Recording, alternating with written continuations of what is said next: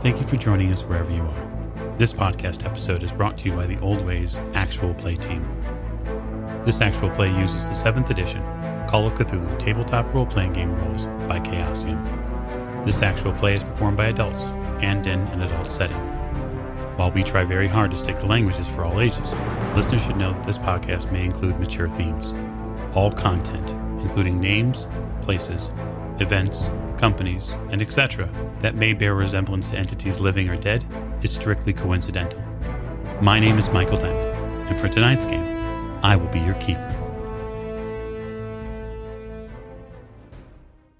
Thank you for joining us again on another episode of the Old Ways podcast. I'm your keeper, Keeper Michael, and we return to our Masks of Nyarlathotep campaign while in Paris.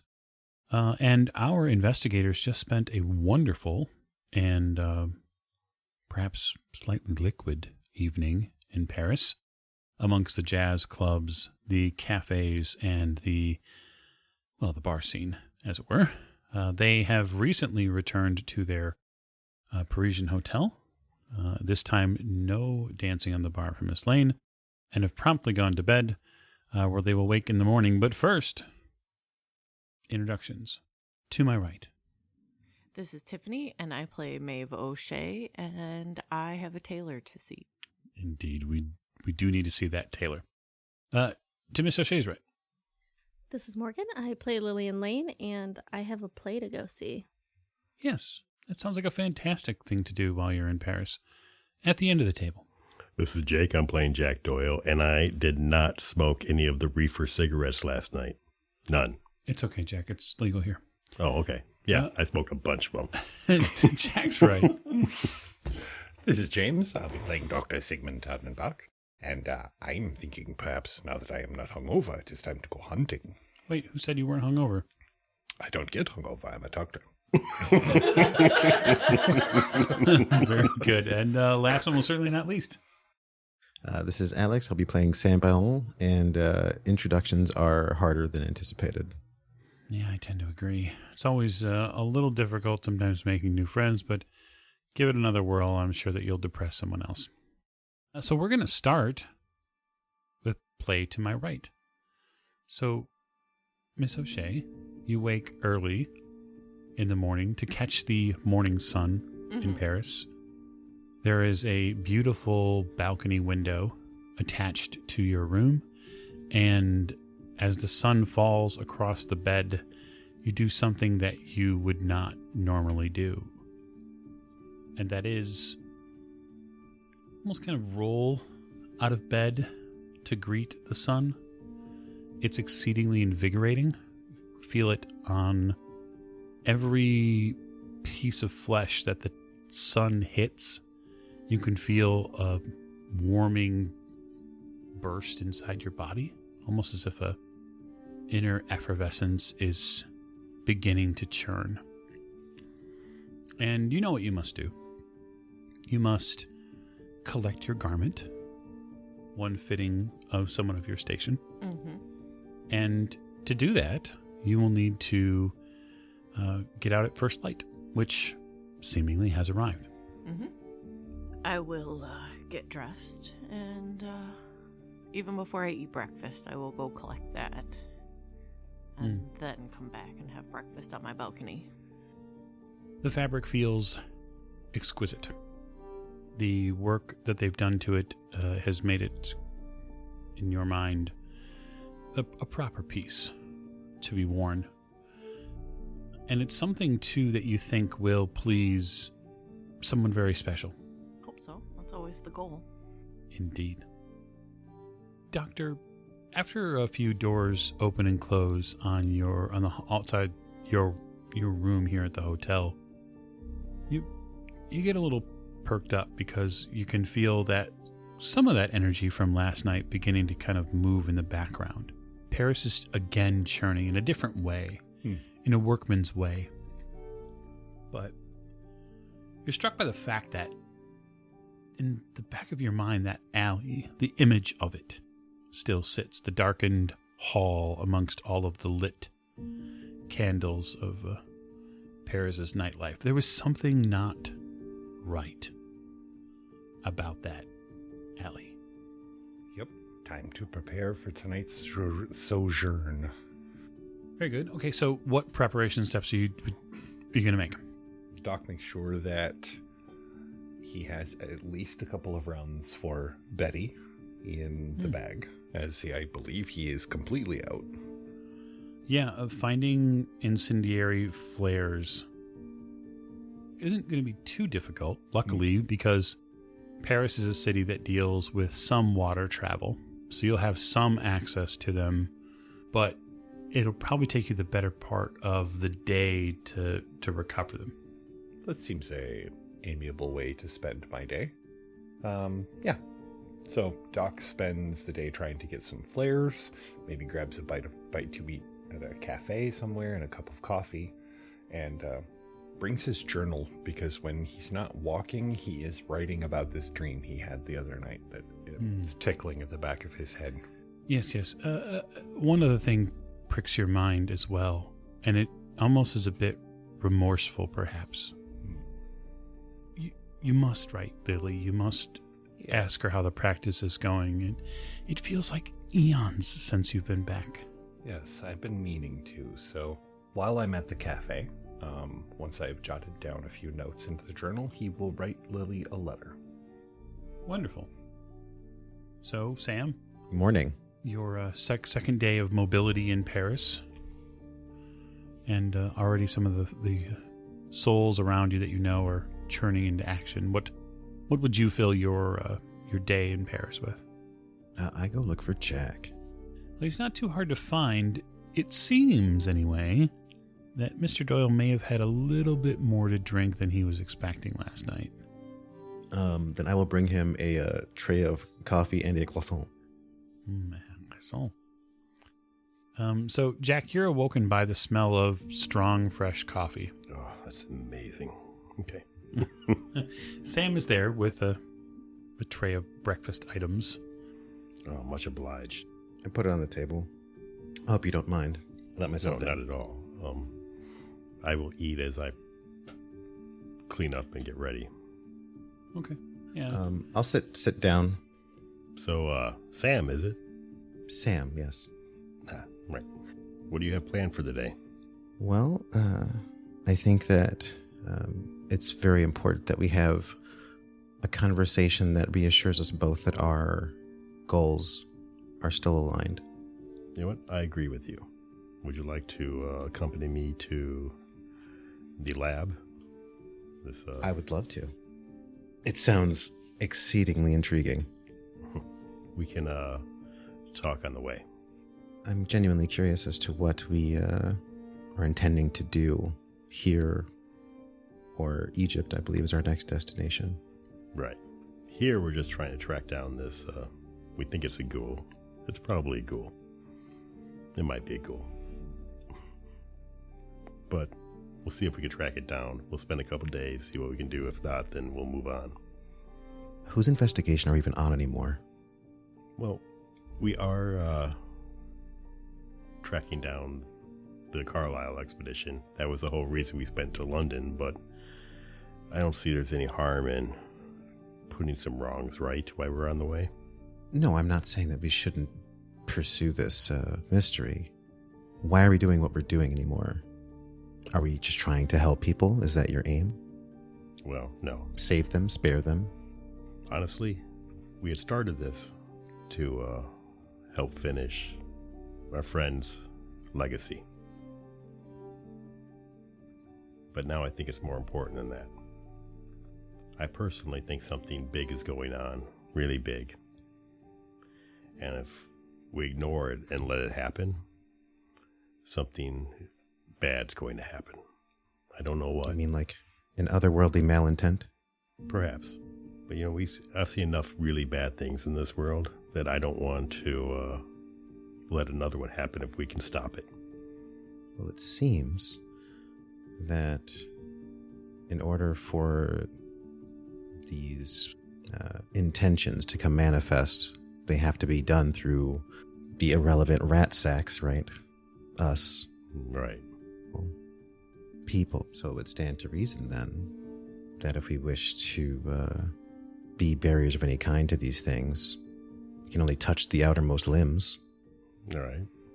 I'm just asking if we intend to touch them, No, I intend to hack them off.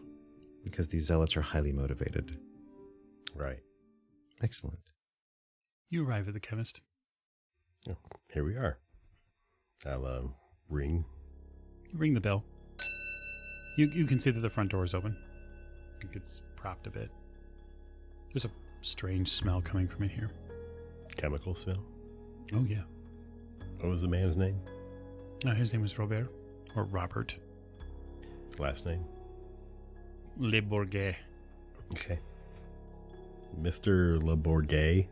You call out his name into the chemist's space. Echoes a bit in here. Door's open. We can just let ourselves in. You step inside.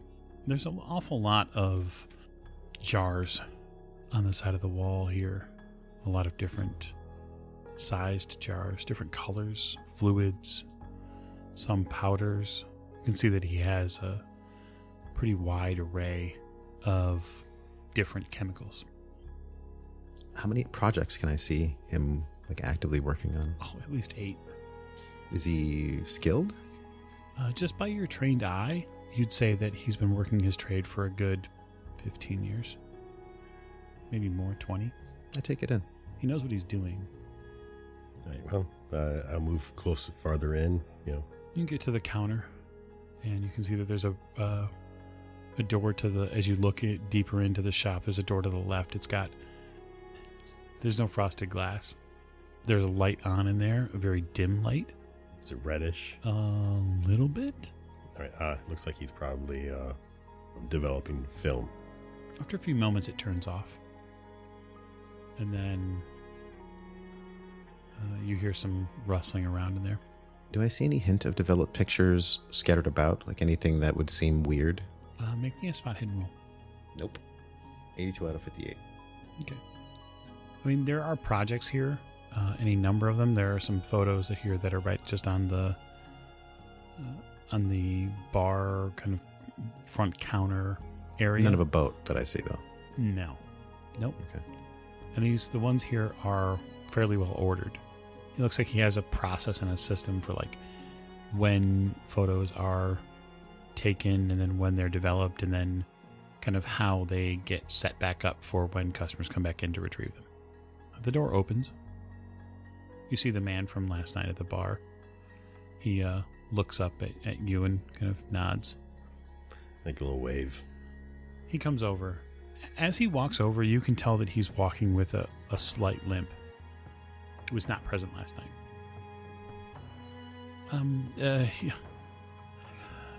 Bonjour, good morning. Good morning. We had spoke last night in the restaurant. Yes, the American man. Yes. How may I be of assistance? Well, you were talking about those pictures that you had developed from the ferry. Well, I did the developing. I developed them. Right. You had asked me to come and talk to you because of what we saw on not at the exact same night, but we did see something on that ferry. A very troubling series of photos. I have had a hard time even looking at them more than once, but I've managed. He kind of turns around and gingerly walks back to the desk, which is kind of in the back part of this shop. Did you hurt yourself last night? Yes. Yes, unfortunately, my friends and I, we decided to stop at another cafe and get a few more drinks before going home. Mm-hmm. You understand? Right, yeah. And I don't remember. I must have fallen down. Well, a few drinks. Yes. Well, Gravity starts working funny. yes, this is true. He recovers a large manila envelope and heads back over to the front counter and places it on, kind of smooths, almost as if he's trying to calm himself by smoothing this yellowed manila paper that covers the pictures. What I have in here is it's very concerning, you understand. Mm-hmm. I warn you, it's It's not for the faint of heart. We understand. Very well. I have a little more developing to do, and to be perfectly honest, I want to have nothing to do with looking at them again. Not a problem. We can take them away from you. Who was the woman who brought these pictures to you, by chance? An American woman. Well, quite frankly, she was the son of the shop while she was here. As a chemist, I don't normally see young ladies such as this. But what she brought me was utterly terrifying. Well, there's all manner of things in heaven and hell. Yes, he makes the sign of the cross over him. Does she have a name, sir? I believe she said her name was Bélanger. I thought it was French for a moment, Bélanger. I developed them as I would in all of my processes. I make sure that there are 2 sets in case the customer decides that they want duplicates. But after the first were developed and I saw them, I crammed them into the envelope, and then as soon as she came in, I admit I shooed her out of the shop. I want nothing to do with them. You can see his hands are a little shaky now. So you never gave her the pictures? No, sir. No, sir. She has the originals. No, these are just copies from the negatives. Yes. Well, thank you. Of course. Hope you can sleep better now. These will be out of your hands. The sooner you have taken them, the better. All right, well, leave the shop, and we'll step down a near alley just off the street, so we're not, on the main thoroughfare. Mm-hmm. I'm going to look at the pictures. I'm not shocked. Okay. Are you looking at them with Sam? Yeah. All right. Do you want to look? You don't have to look. Yeah, I pull out my magnifying glass. Let's go. So you pull out the first in a broad. I'm sorry, I already have my sanity dice. That's probably a good idea. You pull out the first photo, and what you see there can only be described as water flowing as if it is electricity. The center of the photo is the side of the ferry, right? The left side as you were standing on the deck, Mm-hmm. where you recognize it immediately because that's where the spot that has been painted over is. And you can see this lightning flowing as if it's water all over the deck.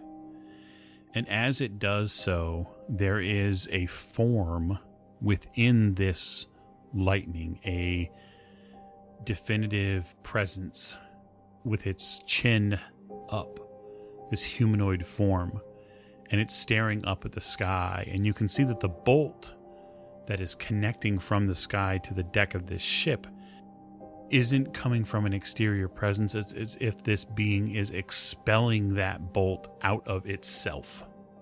And it makes no sense clear to you, either of you, how such a thing on this earth could exist. Well, someone calling lightning? We've seen it before. A being, though. Oh, no. Oh, yeah. I thought you meant like a person. No. The person calling lightning you have definitely seen. A creature being made up wholly of electricity you have not. No, that's weird.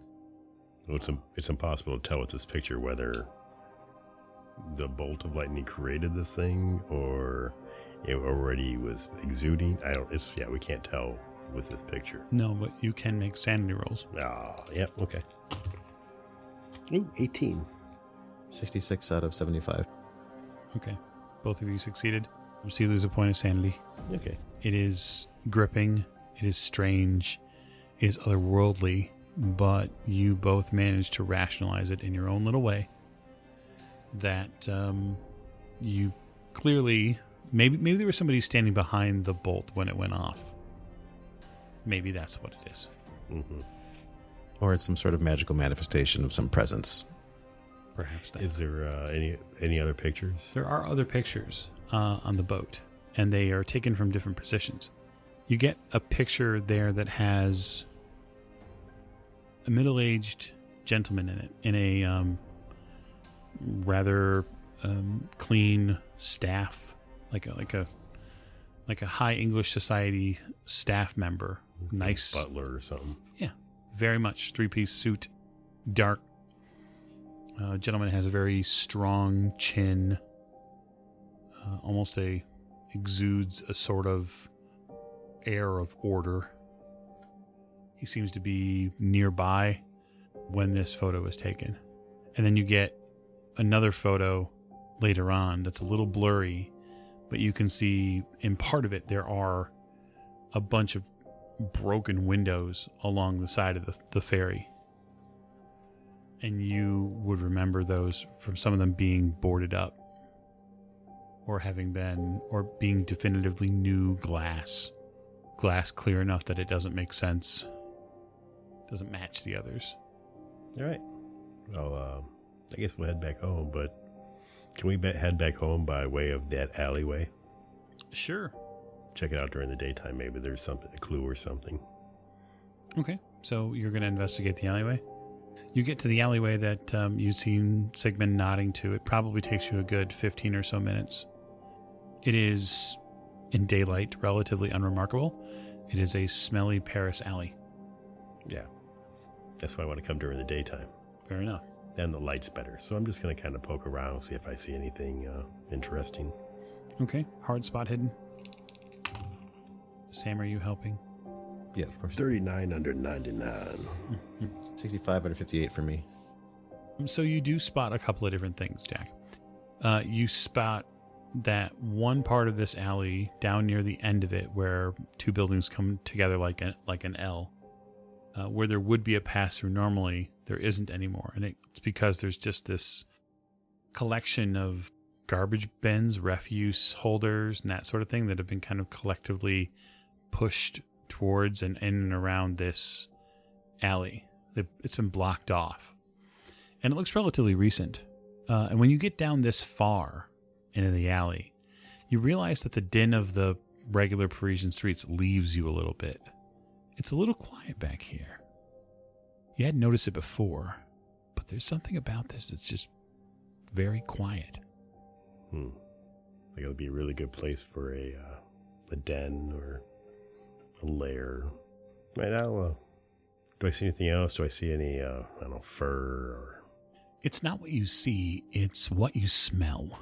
What you smell is the same scent that you smelled in Derby.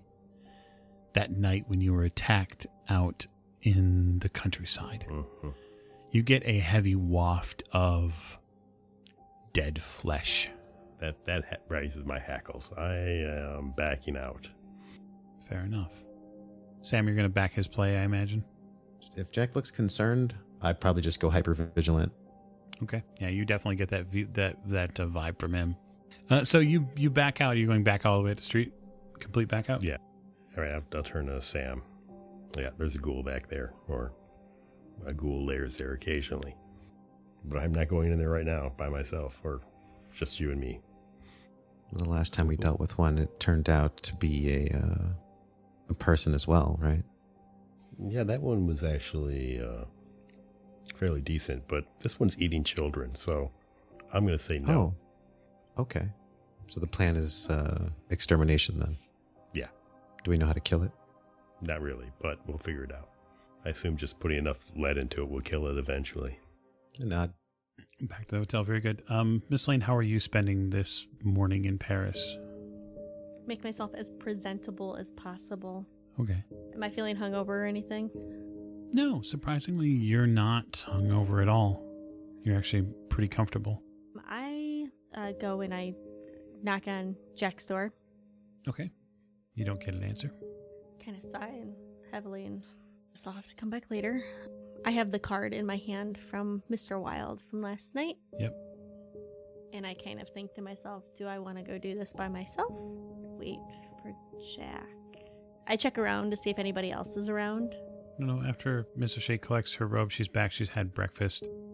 And then I would imagine she's probably remitting the rest of her morning probably to either basking in the glow of the Paris sun, or she's reading, or perhaps both.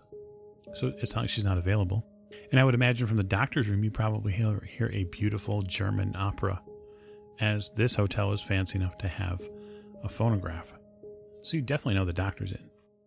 I kind of want to tell Jack about Mr. Wilde, because I've never told anybody about Mr. Wilde on the boat either. That's very true. I kind of mull it over in my head whether I want to go to.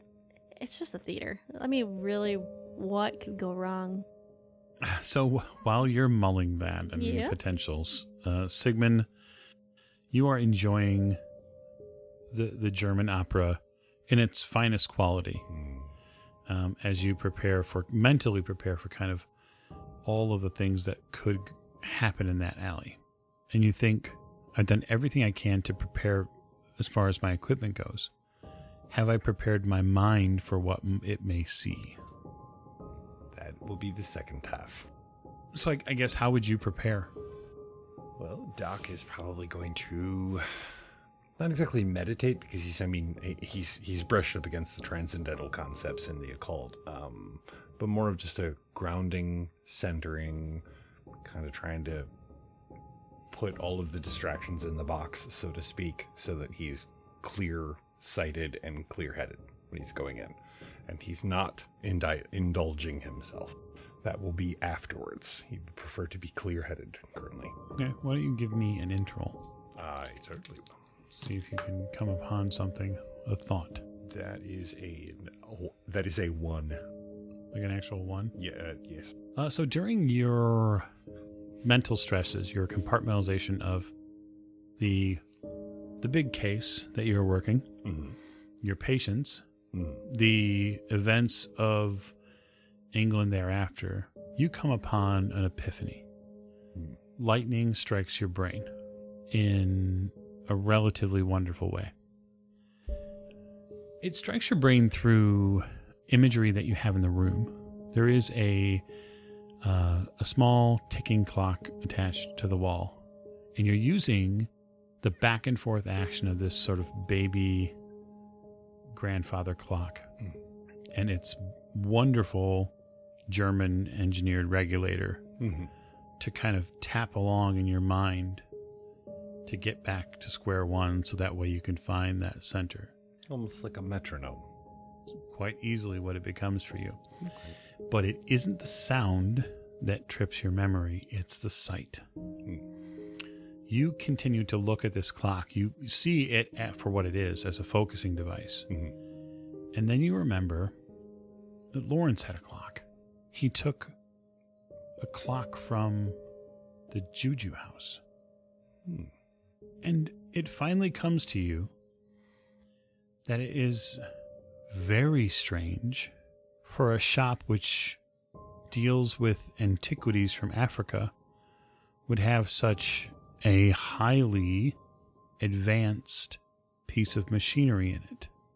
And furthermore, your memory then cuts in a second image, and that is of Edward Gavigan's workspace in the basement of the Miser house, where there was yet another chronometer. Oddly placed. Indeed. Given Gavigan's compunctions for the mystical arts. That seems awful technical. Quickly jot that all down in my journal real quick. You begin to wonder where the chronometers went. Yeah. Did one get packaged up with Lawrence and sent back to the United States? He stands up. Go over to Lillian's room. Okay. I don't think I'm in my room. Are you out looking for a play? Yeah, I mean, I left my room and went to Jack's, and he wasn't there. Yep. I did decide and leave a note in his room and let him know where I was. I still have a shawl and glasses on, so I'm hopefully not so recognizable. Fair enough. So you're out looking at the theater. It isn't actually the theater itself where it's going to take place is about 6 to 8 blocks from where you're at right now. The play doesn't start until probably 6 p.m. And what time is it now? Oh, it's mid-morning. There's a playbill which you can collect Okay. to get a list of actors and actresses that are playing, and then kind of a small synopsis of what the show is supposed to be about. And what's the show about? It's the rising of the pale moon. So it is a very old mythological event. It seems to tie into an event surrounding the full moon and a great and important time coming to the people of rural France. Is there any names on the playbill that I would recognize? No, in fact, you're fairly certain, given your connection to the arts, that most of these people are not known at all. I mean, are the names French?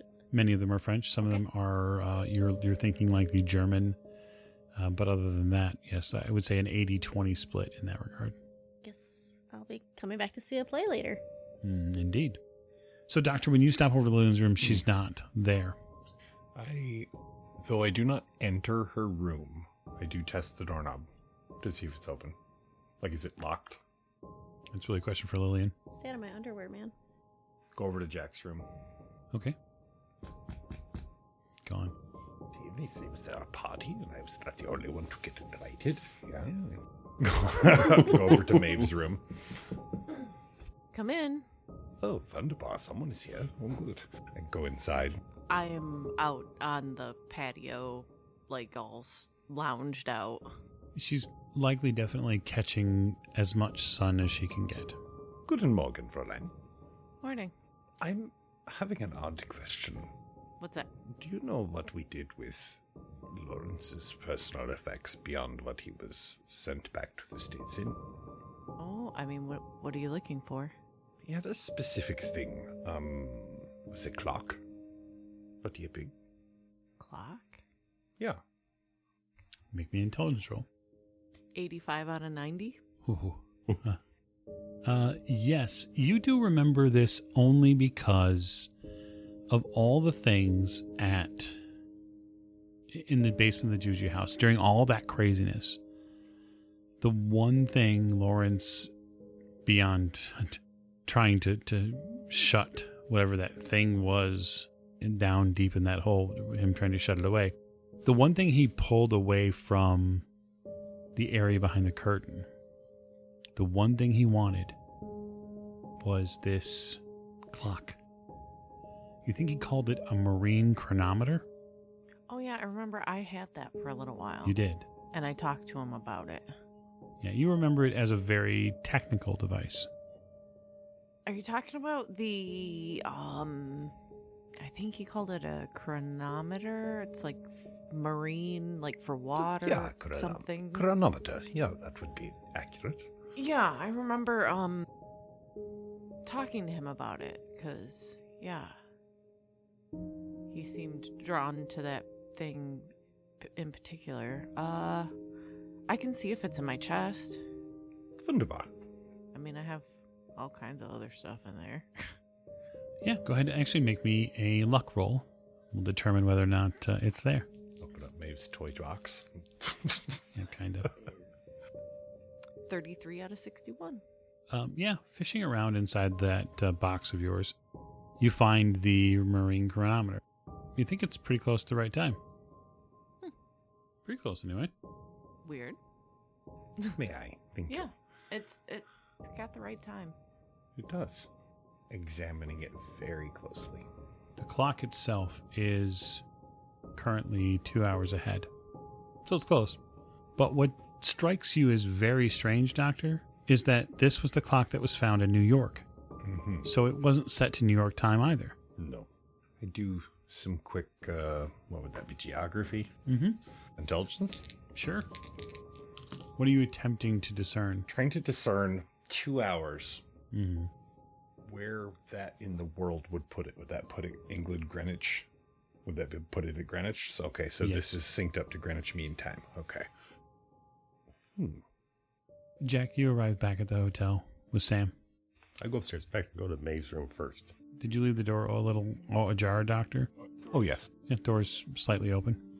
I'll slowly open it, I was gonna go sit back on the balcony while he's looking at the clock or whatever. Yeah, I don't like open doors. There she is. No. Nobody else in there except... Nope, her and the Okay. doctor. All right. You two, I found a couple things. Yeah. Maeve, you're going to want to look at these, the one picture in particular. Okay. I will, Look at the photograph. yes. You see the aforementioned image the flowing electricity, the obvious definition of a being inside of it. Kind of what I pictured about the spot on the boat. Yeah. In fact, it lines up a lot with what you thought it might be. This is some sort of calling.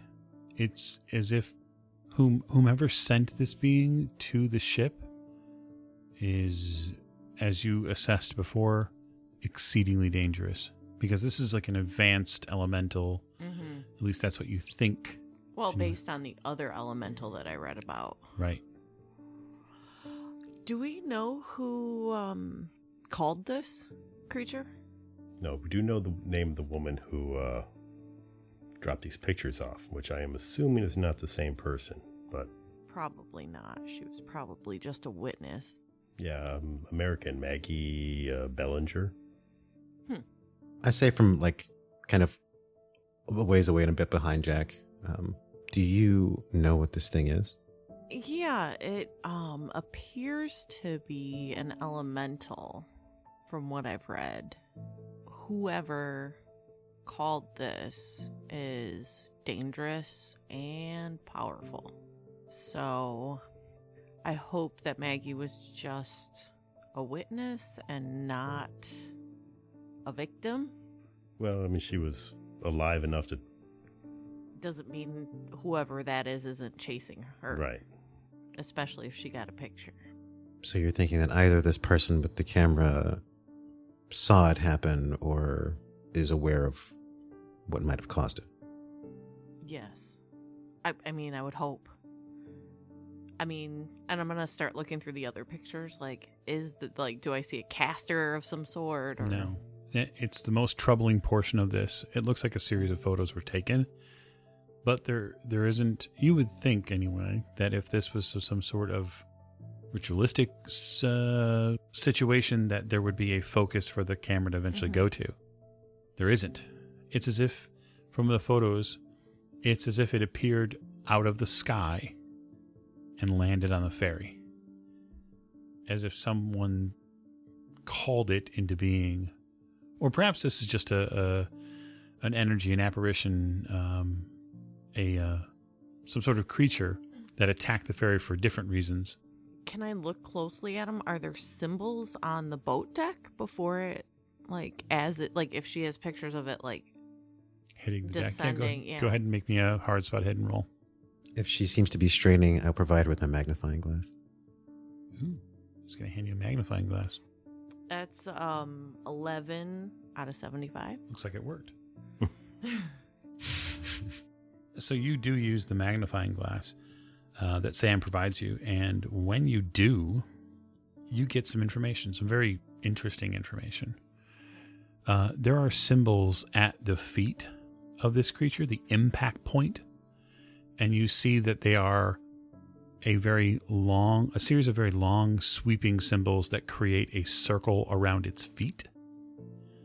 And they seem to line up with some rather folk-tale-ish imagery that you've seen from Eastern Europe. Okay. Like, this is old magic, like folklore magic. Right, like similar to the symbol I had put on my forehead. Absolutely. It looks like the ritual was done ahead of time. If you look here, there's symbols. Well, really, they're runes. They're not symbols. They're runes around the feet and in a circle. The only thing I want to know is if it ever left that circle. I'm guessing no. We would have to ask Margaret. Yes. It'd be nice if we could find her. In a city this large? Well, I know. That's a tall order. Indeed it is. Because we don't even know what she looks like. Right. We do know she's American, and she was on the Calais ferry a few days. What did they say? I can't remember what they said. It might be like 4 or 5 days ago. 4 or 5 days ago. So if she's here, she's probably staying in a hotel. Sure. But we have a more pressing business.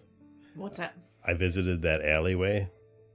There is either a ghoul there lairing, or it laired there recently. I thought as much. It was The absence of life Well, from that alleyway. the smell. This was it. Yeah. I guess we're going hunting. What? Miss Lane, you return. Like the door to Maeve's room is open and there are 4 people standing in it. I hastily roll up the playbill that I have and like just put it behind my back. Okay. Go to the group. Hi. Hi. What's going on? We were just talking about some stuff I found out today. Oh yeah. Yeah. Oh, what'd you guys find out? I gently shut. We found those pictures that woman had dropped off to have developed. I knew nothing about this because I wasn't at dinner Oh, last night. right. Yeah. So what pictures? It's a long story, but we found some pictures of what happened on the ferry to Calais, the Calais ferry that Oh yeah, those weird markings. Markings? And, Yeah. Yeah. we have a picture that shows what happened. Oh, where? Maeve has it. Do we know when that picture was taken? 4 or 5 days ago, roughly. It wasn't long. I look at the picture and what do I see? You see the aforementioned flow of electricity. There's a being standing inside of it or made up of it. It sends like an absolute shudder down your spine because you saw the leftover markings that it created.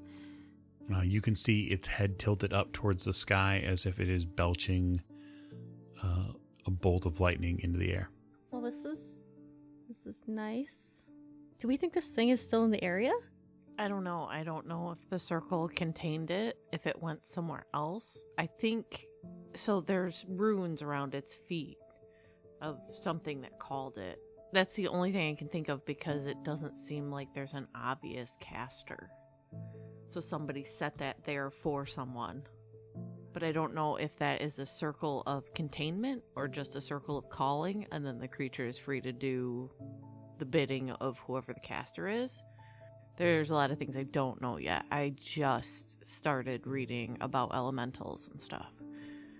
I'm also not entirely familiar with this old Eastern European magic. I've been reading the paper. Have I seen anything else about any lightning or? No, you haven't. You haven't seen any other stories that talk about there being some sort of random lightning strikes. You do see in the morning paper, because you are the only person who has read it to this point, that there was another sighting of this, the monster of Paris.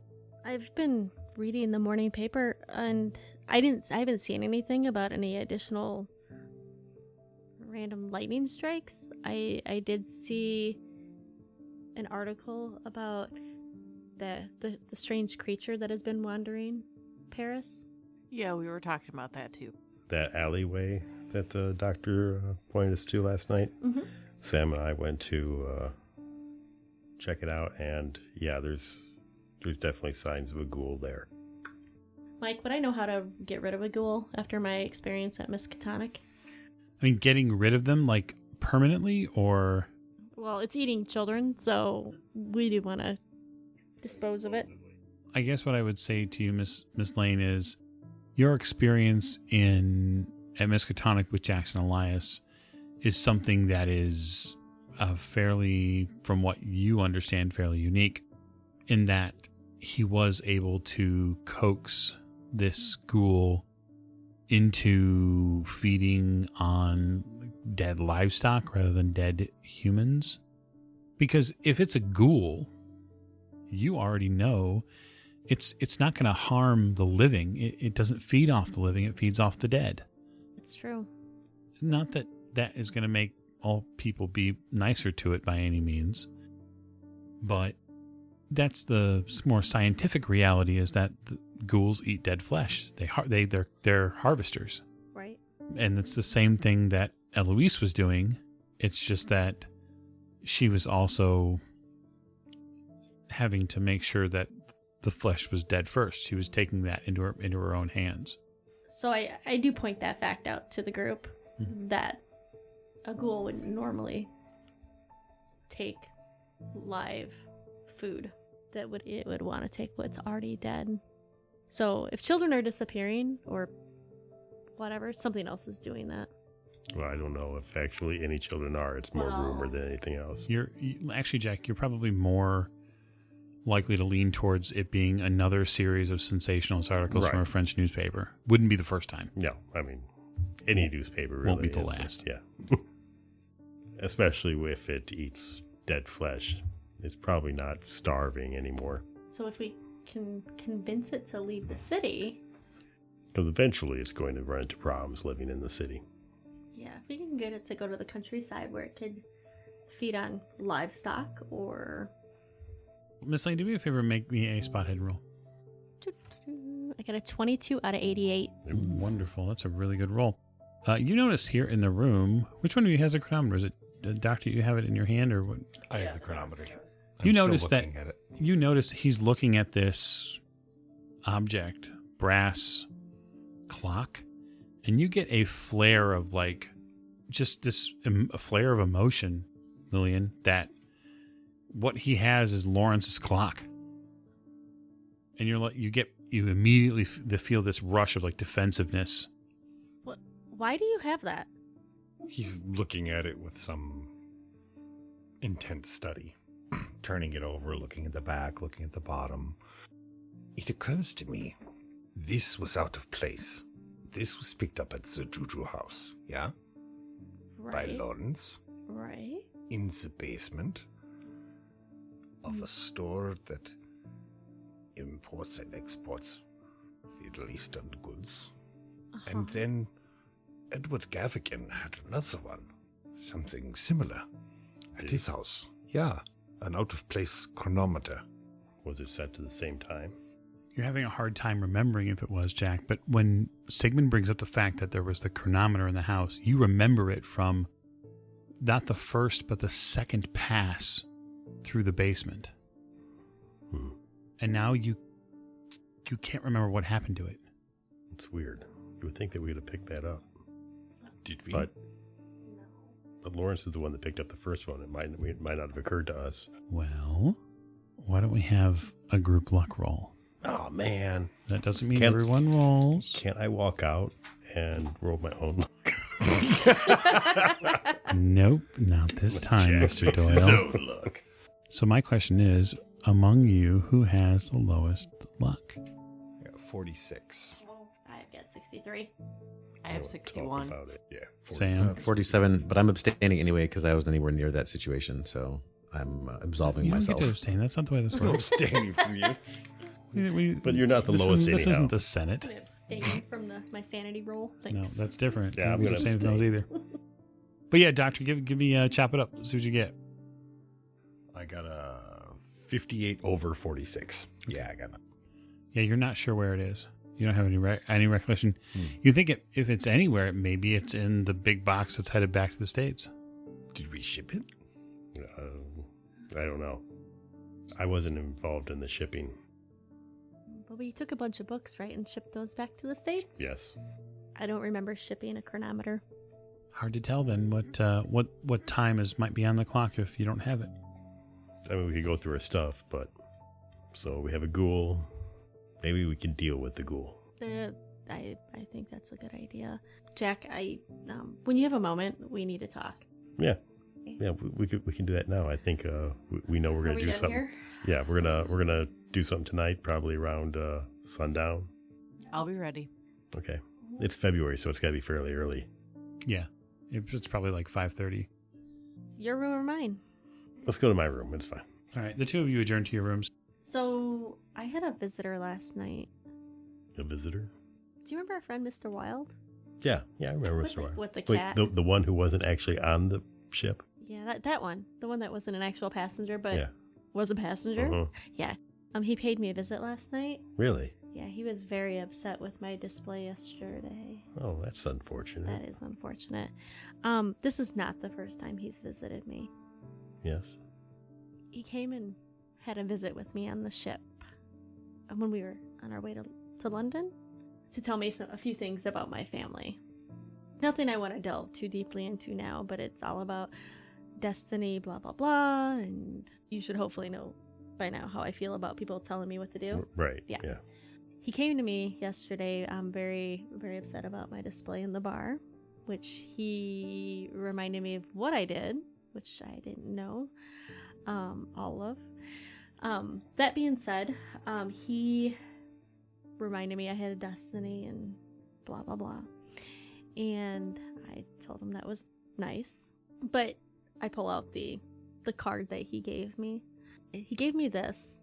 It's for a theater down the street to see a play. So when the pale moon rises.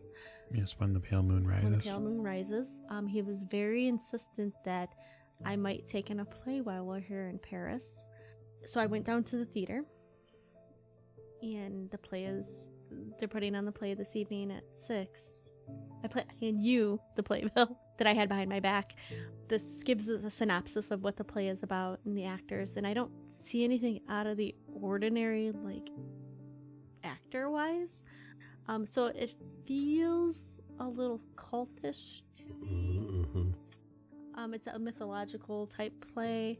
I suggest we go see the play, but I know you all have other ideas to go ghoul hunting tonight, which is fine. I could go to the play by myself, but I'm not sure how you would feel about that. Tell you what, we can do the ghoul hunting tomorrow night. I don't think all of us should be going to the play. Right. Or maybe all of us should go. I don't want to draw too much attention to ourselves if these are people that are dangerous or... Right. You know what? I would like to accompany you to the play. So maybe we can do the play and then... Go ghoul hunting. Go ghoul hunting afterwards. I'll bring my gun. Okay. Mr. Wilde isn't obviously who we think he is. And I don't think this is going to be the last time he shows up. He did say Egypt was a little hot for him. Well, that's so fine. maybe you won't see him in Egypt. Yeah, I'm hoping not. But he just keeps showing up, and he keeps bringing this book. And it's about... It's called The Imperial Dynasty of America. And it has things in it that are just wild. It's just... Unnatural? Oh, yeah. I mean, nothing surprises me anymore. I hope you're around next time he comes around, because He seems to come and visit you when you're alone. So you're trying to say I'd just never be alone again? I'm not saying that. Okay. Alright, so play tonight, and then ghoul hunting. Yeah. There's one other thing. Has anybody told you what you were talking about when you were... Mr. Wilde said something that the wait staff heard me saying things that were that they couldn't make out, but it sounded like a weird language. Yeah, I believe you were talking about the Black Pharaoh, and That's... which is something we might want to talk over with Maeve. Yeah, I touched Maeve's trunk, and then the next thing I remember is when you're carrying me up the stairs. Thanks for that, by the way. Yeah, no problem. We'll go to the play this evening. We'll talk to, and then afterwards we'll go ghoul hunting. Meet up with them and go ghoul hunting. Right. Yeah, that sounds like a fine date for the evening. So get some sleep, because it'll be a late night. Indeed, it will. Mm-hmm. So, for Sam, Sigmund, and you, Maeve, what balance of an idea or conclusion comes to about this marine chronometer? The only other thing I can think of is to pull everything out of the trunk and see if we have the other one. Okay. Like, lay it all out, like, stack the books, like, pull out the bottom, like... If Doxies are doing that, he'll give her a hand. Why not? Be thorough. Okay. Yeah, I mean, you bought the trunk. Right. This oversized trunk with a false bottom. Yep. It's, there's quite a lot of things in there. Yep. Things that some people may not want to look at again. Sam, you recognize that when they pull the false bottom of this, you recognize the Tommy gun. Oh, yeah. There are, I think, a couple of books that are bound in some kind of skin, hide. So, all right, Miss O'Shea, I'm going to have you roll luck. Okay. And I'm going to give you advantage through the Hand of Fate. That means I get to roll again? Uh-huh. You get to roll your 10s die again. I think that's a 69 out of 61, so I'll roll again, my Hand of Fate. And a 41 out of 61. near the bottom of this false area where all of this kind of unbelievable amount of things have been packed into here. In the upper right corner segment of this chest, you see that very similar wood and brass colored chronometer. He claps a little. Here it is. Pull it out. Sit it next to the other one. Same time. Exactly the same time? Exactly. Okay. And there's one thing that you know about this sort of engineered exactness. You don't set these clocks to match for no reason. No. Right, and they're not counting down, right? They're still going forward. It's a clock. Okay. This would be to sync people across the world. Yeah, for everywhere, one time.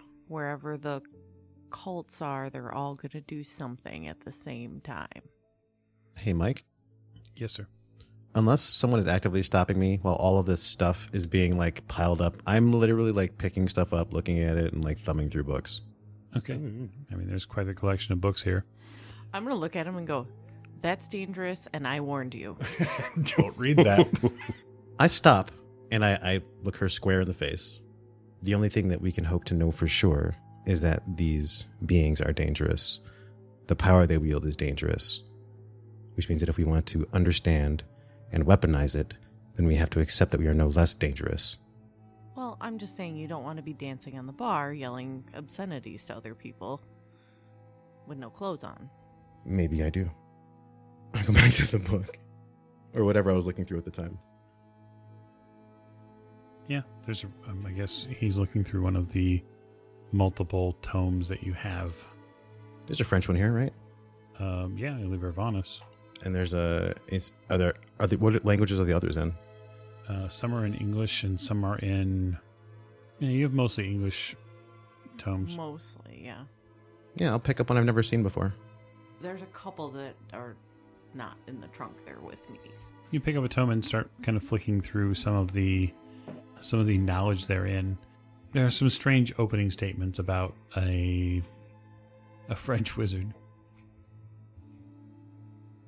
Or a wizard that lived in France a long time ago. Okay. Yeah, I just kind of absentmindedly thumb through stuff while they talk about the chronometers and... So, Doctor, 2 chronometers exactly matched in time. One found in New York, another found in London. I think we'll find another one in Egypt. And they're all both set to the same time, which is Greenwich Mean Time? Exactly. Exactly the same time. To the second. Mm-hmm. That's what worries me. Can I get a mechanical repair understanding? Like, how complex is this device? I think Lawrence used engineering, did. Yeah, it's more of an engineering role. But Sure. I'm not hoping to operate it really well. I kind of want to get an understanding as to how complex. Like, is this like weird, like Frankensteinian science? Like, are we talking like strange, like weird science? No, is this weird science? No, go ahead and give me the mechanics role is fine because you're really talking about like the internal componentry, like how complex does it look? Yeah, it's ticking, right? Oh yeah. Wow, critical failure. 9 out of 60. So you could push that. Well, what I'll do is if the doctor's looking at both of them, what does it look like is binding them together? Like, how are they constructed? Is it like a hermetically sealed like thing? It is absolutely sealed. And furthermore, it looks like there are pins and perhaps even screws to keep it from being opened because it's under pressure. Yeah, so when I take out the magnifying glass and look at this thing, it's kind of like it's sealed like an airplane. Like, this thing is... Yeah. Do I think it's waterproof? You think it might be? All right, I'll push the roll with an extreme success, 11 out of 60. Mm-hmm.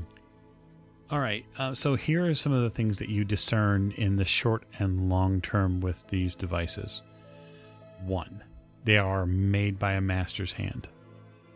You're fairly certain from some of the detail work on the inside of the clock face that this has been made by German hands. It is utterly and without fail on the exact time. Yeah, I'd probably switch from the magnifying glass to my jeweler's lens. It's, Sam, it's a little too perfect. It would take someone with such an exacting nature to time it up this perfect. It's not unsettling. It's almost Impossible. yes. And that's what's concerning. That reminds me, and I will say this aloud, that reminds me, there are boxes of what Lawrence described as wondrous machinery on its way overseas to Miss Lane's collection. You said this one came from the Miser House? Yeah, this was part of Edward Gavigan's collection, I assume. As was what we sent overseas. Yeah. I'm excited to see what they do. He's no genius. He's a narcissist. Sam, you know this. They are doing exactly what they are supposed to do. With that extreme success. This is what they are supposed to do. They are supposed to tell time to an exact second. Oh no. I dropped whatever the fuck I was holding. Well, the chronometer is what you were holding. Well, I was probably sitting down then, so there's probably Sure. a clink as it falls on the table. Forsyth said something about something needing a trigger. He did? There was a device that he had, or something that we had.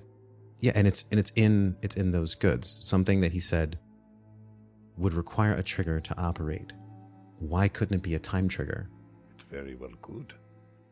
I don't know. He dealt with like physical machinery, so I would think that he was talking like a literal trigger. A fuse is a fuse. The internal mechanisms of this thing could be wired to cause a reaction that might. I mean, if I wanted to set off, I don't know, a small stick of dynamite. Well, okay, but did he take it apart? Not the chronometer, it was a different device. Well, no, I'm talking about that device. He couldn't. We didn't have the tools. This type of advanced engineering, we would need to build the tools to operate on them. So are you saying we should get the boxes back? No, what I'm saying is, I think those chronometers have something to do with those boxes. Perhaps. Otherwise, I was thinking, since we're talking two different cults having the same thing, that they're all going to do something at the same time, or all call the same person at same being at the same time. One ritual, all at the same time. Around the world, which would affect the entire world. So some sort of cultist cabal. Some sort of... Just because you believe in different beings doesn't mean that all those beings don't answer to one other being. Or Doctor looks at Sam, rather. Say it, go ahead. They could be the same being. One being can wear many faces. I smile. Many, right? Yeah, I mean, I suppose. Yeah, I mean, it depends on the being. They can appear, I would assume that maybe some of them can appear however they want, to whoever they want. We can't pretend to know what they want. But I'm also not saying there aren't several servitors that answer to one. I'm sure all of that's true. We just know that these people are highly motivated. Right. Well, fanatics often are. But whatever's influencing them knows how to incentivize them. It knows how to entice them and control them. Right, it probably gives them just enough. Or they've already made a deal. Deals can be made. If you describe this potential scope of this worldwide, I would say that we may have our work cut out for us. Perhaps. I mean, at this point, with this discovery, I guess my goal would be to get rid of enough of them that whatever ritual or whatever's supposed to happen won't be able to happen. I think this is fortuitous for us. Let's destabilize their power structure. Right. I mean, yes, there's always going to be a vacuum to be filled, but if we can knock them off kilter long enough, then maybe, we have a chance of whatever the time sink is will pass. Earning some sort of temporary alleviation, perhaps, sure. Right, but we don't know for how long, but that's something to keep an eye out for. Or drawing the direct attention of an otherworldly malintent presence that has a noble power and resources. Well, I mean, these are chances you just have to take.